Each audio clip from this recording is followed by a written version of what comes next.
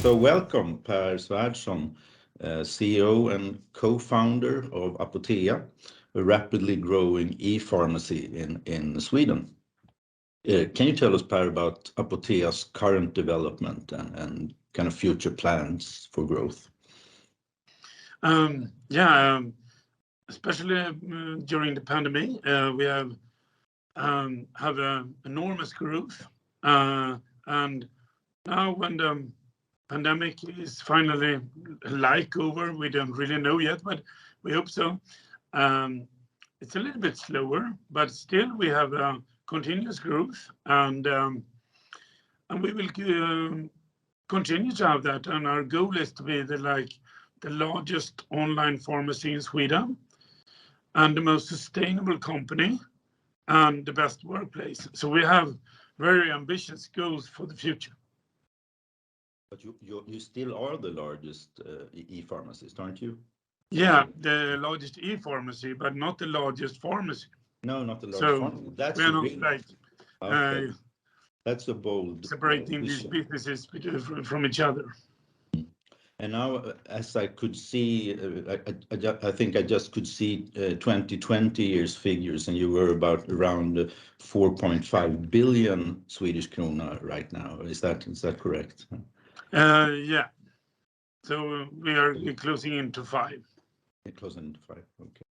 I read in a McKinsey report that they said that e-commerce in general rose about 30% during the pandemic. How was it in your line of business? Was it even more? Especially in the beginning, it was like enormous, we doubled the size in like a few weeks, and it was like problematic because, if you have a high score of 40,000 orders and you receive 80,000 orders every day, then you have not that easy situation. So, but in general, over the whole time, over the whole period, we had like 50, 60, 70% growth or something. Wow, yeah. But people were quite understanding and forgiving during this time. I think we were during the pandemic. We kind of realized that this is an extreme situation. Yeah, but we are not by ourselves that forgiving. So we really try to have a good service all the time. So what are the primary logistics challenges in your business? Is it, as usual, rapid delivery and being able to deliver, the accessibility? Yeah, rapid deliveries and flexibility. We saw during this pandemic that, we hadn't planned for it. We just got it. And then we need to have flexible structure, and we need high automation to be profitable. So a mix between these values is very key to us. And you mentioned automation. I think you were quite reluctant, I remember, when you and I spoke about automation some years ago. You said that perhaps it would lock your products in and so on and so forth. But then you started with the first automation project some years ago, and you have continued now. What's your view now on automation?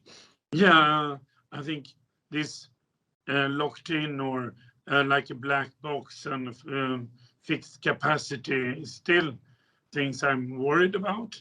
And we try to solve that so we can, if we have a strong growth, we can handle it, and we try to build it into the model.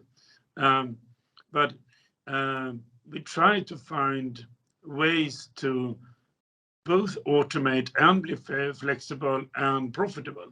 So we need to find efficient, cost affordable solutions that is still flexible, and that's quite a challenge. But I think we have done that now.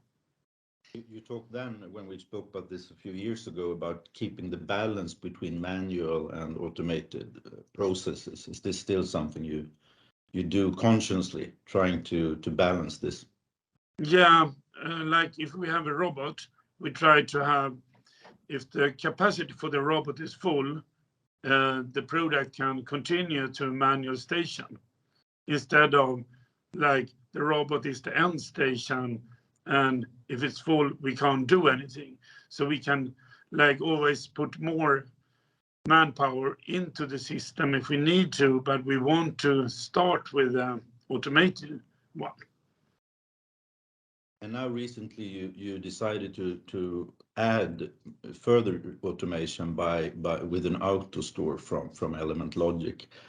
What is the background to this decision? I mean, we need to build capacity. That's obvious. So that's one reason. With this e-operator, this robot solution together with AutoStore, I think it's both cost efficient and affordable. And we have structured our process so we can still handle growth, and it's quite flexible. So I mean, all these core values for us, we have solved with that solution, and then it's a good thing, I think. And the e-operator that you mentioned, that's the piece picking device, isn't it? Isn't it the piece picking? Yeah, it's like a robot outside the AutoStore. So we combine the highly automated AutoStore with a like even more highly automated front of the AutoStore. So then we have more like 24/7 continuous operation with AutoStore in a very efficient way. And I guess that pharmacy products in general are quite they work quite well with an automated piece picking. I mean, small boxes, and so it should be quite suitable for that kind of robot. Yeah, absolutely. And we have tried that robot in Morgongåva for like a month now, and it's very good and very efficient. So, how much do you think, this is a question that many people talk about in the warehouse business, how much will be automated in the future? And most people tend to say to me that, well, sooner or later, everything will be automated. But some are a little bit more skeptical about that. What's your view? I think you never know. I mean, it's better to say that we want to do it as best as we can at the moment, and be flexible and look into the future with open eyes.